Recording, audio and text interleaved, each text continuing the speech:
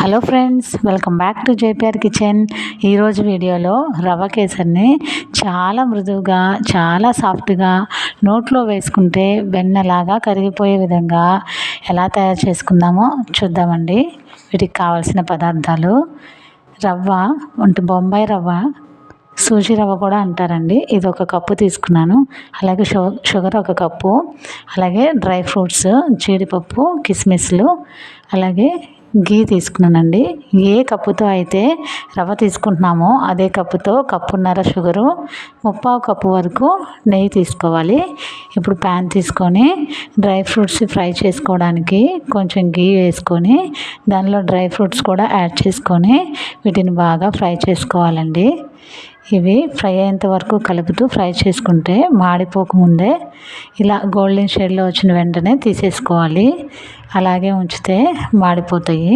ఇవి ప్లేట్లో తీసుకున్న తర్వాత ఇదే ప్యాన్లో కొంచెం నెయ్యి కూడా యాడ్ చేసుకొని ఈ సూజీ రవ్వని యాడ్ చేసుకొని ఫ్రై చేసుకోవాలి.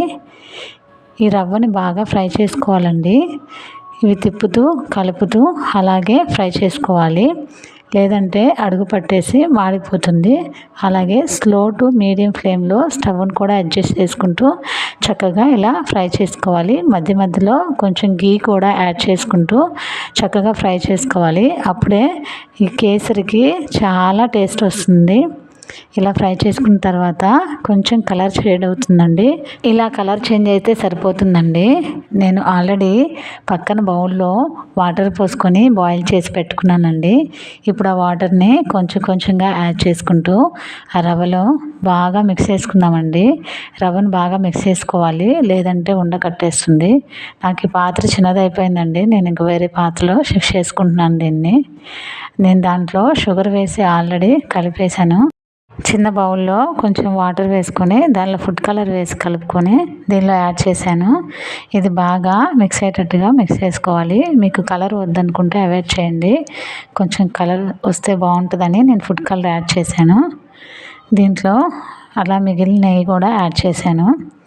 ఇది బాగా మిక్స్ చేసుకోవాలండి. రవ్వకి బాగా పట్టే విధంగా నెయ్యిని బాగా మిక్స్ చేసుకోవాలండి. అలాగే ఈ ప్రాసెస్ అంతా స్టవ్ని సిమ్లో పెట్టుకొని మాత్రమే చేయాలి. అసలు ఫ్లేమ్ హైలో అస్సలు ఉండకూడదు. సిమ్లో పెట్టుకొని ఇలాగా స్లో మిక్స్ చేస్తూ నెయ్యిని బాగా కలుపుకున్న తర్వాత ఈ కన్సిస్టెన్సీలో ఉన్నప్పుడు సర్వ్ చేసుకోవాలి. చూడండి, ఈ కన్సిస్టెన్సీ సరిపోతుంది. అంతే అండి, మన కేసరి రెడీ అయిపోయింది. దీన్ని ప్లేట్లో చేసుకుని సర్వ్ చేసుకున్నాను. అంతేనండి, ఈ కేసరి చూడండి చాలా పర్ఫెక్ట్గా వచ్చింది. చాలా మృదువుగా, నోట్లో వేసుకుంటే వెన్నలాగా కరిగిపోయే విధంగా చాలా బాగుంటుంది. ఒకసారి మీరు కూడా ట్రై చేసి మీకు ఎలా వచ్చిందో కామెంట్ చేయండి. అలాగే మీకు ఈ వీడియో నచ్చితే లైక్ చేయండి, ఛానల్ని సబ్స్క్రైబ్ చేసుకోండి. మీ ఫ్రెండ్స్ అండ్ ఫ్యామిలీ మెంబర్స్కి ఈ వీడియో షేర్ చేయండి. మళ్ళీ నెక్స్ట్ వీడియోలో కలుద్దాం. అంతవరకు బాయ్ బాయ్.